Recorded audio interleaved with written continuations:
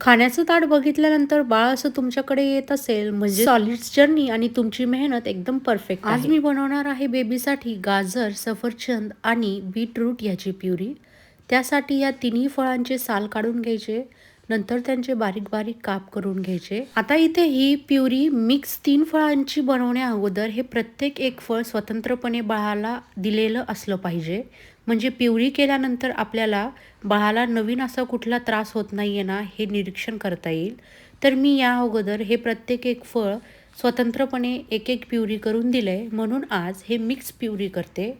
तर तिन्ही पदार्थ छान कापल्यानंतर आपल्याला स्टीम करायला ठेवायचेत. थोडा वेळ 10 मिनिटांनी स्टीम झाल्यानंतर मिक्सरच्या भांड्यात काढायचं आहे आणि प्युरी रेडी होते. अजून जास्त पातळ करायची असेल तर जेच उकळलेलं पाणी जे असतं ते घ्यायचं. तर अशा प्रकारे तुमचंही बाळ येतंय का तुमच्याकडे? खाण्याची ताट बघितल्यानंतर रांगत येत असेल तर समजून घ्या की तुमच्या बाळाची ही सॉलिड फूड जर्नी एकदम व्यवस्थित चालू आहे. चलो भेटूयात नेक्स्ट व्हिडिओमध्ये.